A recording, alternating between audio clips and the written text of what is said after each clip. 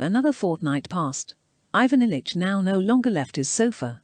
He would not lie in bed but lay on the sofa, facing the wall nearly all the time. He suffered ever the same unceasing agonies, and in his loneliness pondered always on the same insoluble question. What is this? Can it be that it is death? And the inner voice answered, yes, it is death. Why these sufferings? And the voice answered, for no reason, they just are.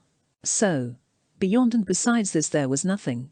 From the very beginning of his illness, ever since he had first been to see the doctor, Ivan Ilyitch's life had been divided between two contrary and alternating moods.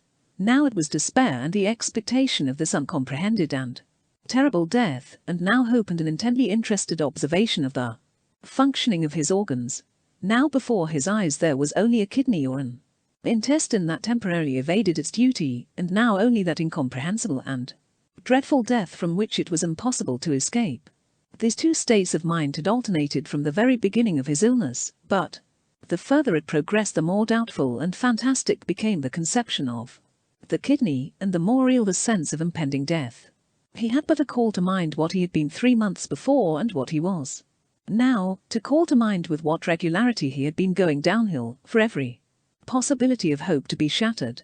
Latterly, during the loneliness in which he found himself as he lay facing the back of the sofa, a loneliness in the midst of a populous town and surrounded by numerous acquaintances and relations, but that yet could not have been more complete anywhere, either at the bottom of the sea or under the earth. During that terrible loneliness Ivan Ilyich had lived only in memories of the past.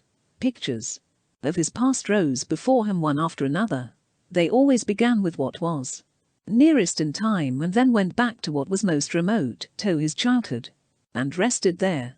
If he thought of the stewed prunes that had been offered him that day, his mind went back to the raw shriveled French plums of his childhood, their peculiar flavor and the flow of saliva when he sucked their stones, and along with the memory of that taste came a whole series of memories of those days. His nurse, his brother and their toys. No, I mustn't think of that, it is too painful, Ivan Ilyich said to himself, and brought himself back to the present, to the button on the back of the sofa and the creases in its morocco. Morocco is expensive, but it does not wear well. There had been a quarrel about it. It was a different kind of quarrel and a different kind of morocco that time when we tore father's portfolio and were punished, and Mama brought us some tarts, and again his thoughts dwelt on his childhood, and again it was painful, and he tried to banish them and fix his mind on something else. Then again, together with that chain of memories, another series passed through his mind of how his illness had progressed and grown worse. There also, the further back he looked, the more life there had been. There had been more of what was good in life and more of life itself. The two merged together. Just as the pain went on getting worse and worse, so my life grew worse and worse, he thought. There's one bright spot there at the back, at the beginning of life, and afterwards all becomes blacker and blacker and proceeds more and more rapidly, in inverse ration to the square of the distance from death, thought Ivan Ilyich. And the example of a stone falling downwards with increasing velocity entered his mind. Life, a series of increasing sufferings, flies further and further towards its end, the most terrible suffering. I am flying. He shuddered, shifted himself, and tried to resist, but was already aware that resistance was impossible, and again, with eyes weary of gazing, but unable to cease seeing what was before them, he stared at the back of the sofa and waited, awaiting that dreadful fall and shock and destruction. Resistance is impossible, he said to himself.